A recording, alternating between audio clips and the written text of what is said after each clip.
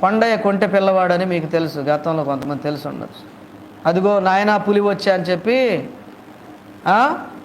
ఇదే మాట ఆడిని నమ్మలేదు. రాకనే చెప్పాడు, పులి రాలేదు, ఏం రాలేదు. ఆట పట్టించడానికి చెప్తే ఆ పొలంలో పని చేసుకునే వాళ్ళు ఆడావిడికి వచ్చారు. మొదటిసారి వచ్చారు, 2 సార్లు వచ్చారు. ఏంట్రా ఏది పులి అంటే, పులి లేదు గిల్లి లేదని నవ్వాడంట. 3వసారి నిజంగానే వచ్చిందంట ఆ మేకల మంద దగ్గరికి, గొర్రెల మంద దగ్గరకు. నాయన పులి వచ్చిందని చెప్పి కేకలేస్తున్నాడు, గోల కరుస్తున్నాడు. వాళ్ళు అనుకున్నారు అక్కడ ఆడొక తుంటరోడు,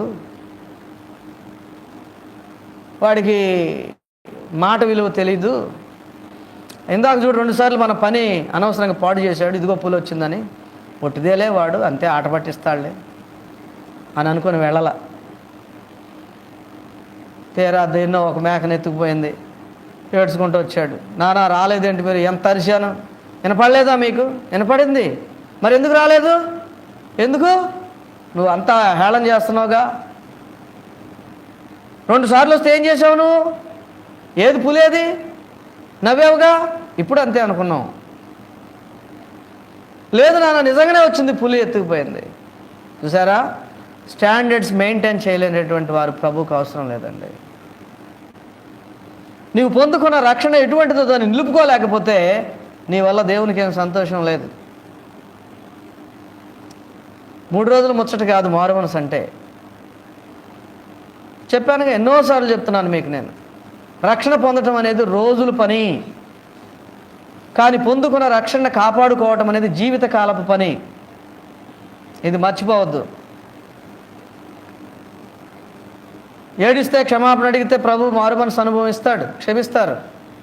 కానీ దాన్ని జీవితకాలం కాపాడుకోవాలంటే రోజు పోరాటమే, రోజు శోధనే, రోజు పోరాటమే, రోజు శోధనే. ఎందుకు పొంది పడిపోతే పడిపోయాం, మనం నరకానికి పోతే పోయాం. కానీ ప్రభు నామాన్ని బాహాటంగా మనం అవమానపరుస్తుంటాం. ఇదేనా నీ మారు మనసు? ఇదేనా నీ రక్షణ? నేను మారు మనసు పొందానన్నావు, బాప్తిజం తీసుకున్నానన్నావు, నేను అన్నిట్లోకి రానిక అని అన్నావు, రాలేదు కూడా కొన్నిటికి నువ్వు.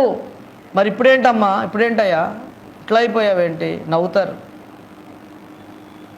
నవ్వుతారు ప్రియులారా, జాగ్రత్త. మీ మాదిరి ఎలాగుందో చూసుకోవాలా, మీ ప్రవర్తన ఎలాగుందో చూసుకోవాలా.